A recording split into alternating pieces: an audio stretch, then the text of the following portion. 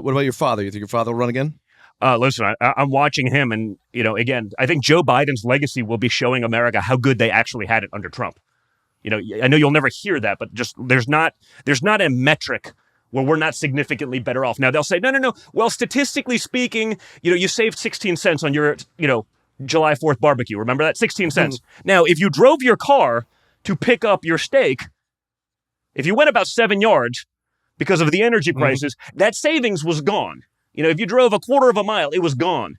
But they won't talk about that. So, they'll figure out a way to manipulate the numbers to make it seem so great. But the reality, it's a disaster. And now they're going to dump another, they dump $2 trillion. They're like, look, everything's great. Yeah, you just stuck $2 trillion onto your kids' and grandkids' futures. So, of course, it's great. There's all this extra money in the economy, but they're paying people to sit at home. I mean, I moved to Florida just trying to get people to work. I speak to the contractors doing work on my house. They're literally like, I can't get someone to show up because they're making more money sitting on their couch than they would be working. So or they'll work 2 days a week for cash, take the government money as well, and they're net ahead doing nothing. So if you're a betting man, you think your dad will run again? Listen, seems like it. It seems like he's into it. I mean, and honestly, I'd like to see it because the problem that we have is it doesn't seem like there's a bench on our side. There's a natural bench on the Democrat side because, they have their sort of fluffers in the media, that'll make everyone a hero, right? AOC, she's the greatest thing in the world. Rashida Tlaib, she's wonderful. She's a, brilliant politician.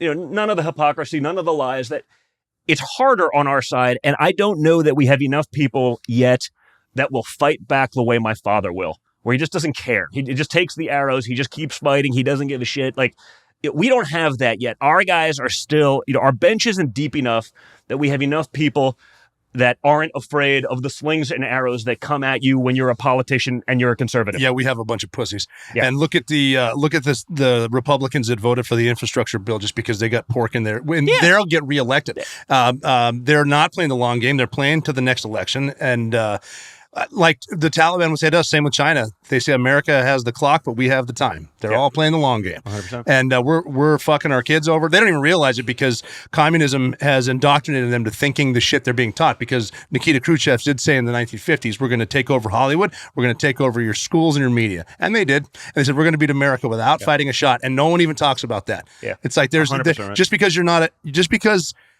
you're not at war doesn't mean someone's not at war with you. And it's just a shame. And with this country, we have the capability to do whatever we want, a force for good, and we won't do it. We just call each other names. What do you think the future of the U.S. is? If it's this divided, the good news, my good news that I like is anarchy, it's divided between the Beltway and New York. That's the media and the politicians and the stuff in Hollywood.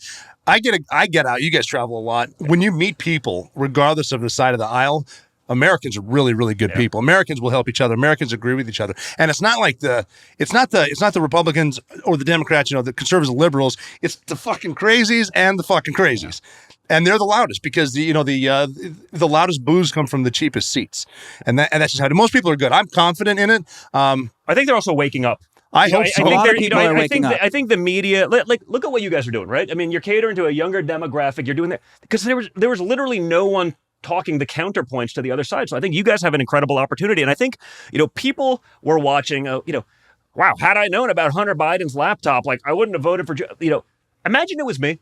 Fair, though? Imagine it was me doing crack. They say that because I'm animated and I am aggressive and loud as fuck. They say that Don Jr.'s on cocaine. I'm like, you have pictures of that dude in 50 situations smoking crack. So what does he do? Does he just rail a bunch of blow and just? I guess. Who knows? But if I was selling art to undisclosed buyers for $500,000, having a Picasso sold last week, for $150,000. Hunter Biden selling art for $500,000. You think they'd have a problem if it was me? He's not even an artist, but he became one. If I took $1 billion from China, it would be a problem. If I was in dealings with Russian oligarchs with ties to Putin, that would actually be Russia collusion. Is Hunter even doing anything when it comes to? But does it matter? You know what I mean? 10% for the big guy. I wasn't in government. Right. I didn't have an office in the White House. Now I'm vocal because we were up against literally everyone. So it's in my way, that's how I fought. It was fuck it. Someone's got to say this stuff.